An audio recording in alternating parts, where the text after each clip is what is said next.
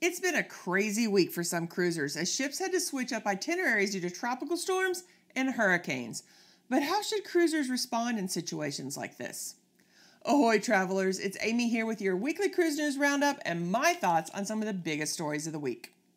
If you're one of those who watch my almost daily YouTube Cruise News shorts, then you're going to know already that there have been several ships that had to make changes to their itineraries to avoid the storms out at sea, and even a few ships that were stuck out at sea waiting for ports to reopen. Now, this usually happens a couple of times during each hurricane season. And while being on a ship out at sea is very safe because they go out of their way to avoid tropical storms and hurricanes, it can really mess up some cruises. How would you feel if you were stuck out in the ocean waiting for your ship to be able to head back to port? Would an extra sea day bother you? I know it wouldn't bother me at all, but we drive to our cruise ports usually and don't have to worry about changing our flights or hotels. On the other hand, I would be very disappointed if I was waiting for the ship to make it back so that I could board for my cruise. One group of cruisers gets a bonus day or two, and the other group loses out on days of a cruise that they've probably been really excited for and waiting for months, maybe even years. It's important to keep everything in perspective though. Even if your itinerary has changed or your cruise shortened, you are still on vacation while others are dealing with their homes and businesses taking on storm damage. A disappointing cruise is still better than being at work, or at least it is in my mind. So a few things to keep in mind. You booked a cruise during hurricane season, so you should have been aware of the risks. I've booked several cruises during hurricane season and I will continue to do so. And while I would be disappointed if a storm caused me to miss out on days at sea or a port I was really excited to visit, I also know it's a risk I sign up for in order to book a cheaper cruise that isn't during school holidays. It's important to remember that you have signed a cruise contract that states that you are aware that cruise lines can change your itinerary at any time for any reason without compensation. Still, many people get upset and demand compensation for port changes.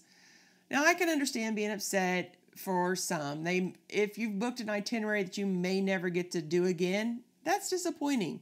Like, we're going to Norway. I booked the cruise that we are on because it went to ports that I specifically wanted to go to. And if I miss out on those ports, I'm going to be pretty bummed because I don't know if I'm ever getting back to Norway again. But there's no guarantees in cruising, and there's no guarantees in life. Well, except death and taxes. Sometimes cruise lines will still offer compensation in the form of onboard credit when ports are missed, even though they don't have to. However, if you lose days on your cruise due to storms, that's a horse of a different color. What kind of a horse is that? I've never seen a horse like that before. No, and never will again, I fancy. There's only one of him and he's it. He's the horse of a different colour you've heard tell about. That will usually gain you some sort of compensation. Often cruisers will get prorated refund, onboard credit, future cruise credit, or the option for full refunds. It just depends on the line and the situation. So those who lost a day of their cruise on the Carnival Paradise were given quite a few benefits. The ship was originally supposed to sail out on a 4-day cruise, but had to revert to a 3-day cruise to nowhere. I think originally they were going to Cozumel, that was their only stop. But now they're just going to go out and sail around for 3 days. If guests chose to take the full refund, they also received a future cruise credit for another cruise at the same value. So whatever they paid for this one, they basically get that money again, plus a refund. Basically, they get a cruise for free. And that's something Carnival can't control, the weather. It's not like they could control the weather, so it's pretty generous, I think. Now, those who chose to go ahead, get on the ship, and sail got prorated discounts. So if they had purchased the Cheers package, they're only going to pay for 3 days, not 4. Wi-Fi the same. They're going to get their taxes and port fees back for the port they don't visit. They get $200 onboard credit, and they're still getting a 50% cruise credit. Plus, they still got to go on a 3-day cruise. That's not too shabby. My question to you, which would you choose? Would you have gotten on the shortened cruise or taken the refund and the 100% future cruise credit? Now, for me, it would have depended if I'd made it to the cruise port yet or not. I'm sure with the storms coming in, the ports had been closed for several days before they were supposed to leave.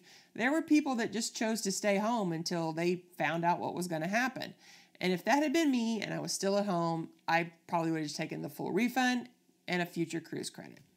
But let me know in the comments what you would have chosen. If you enjoyed this video and maybe even learned something, consider subscribing with the notification bell on so you don't miss out on any future posts. Be sure to hit that like button as well. It only takes a second, and doing so helps cruisers like you find us.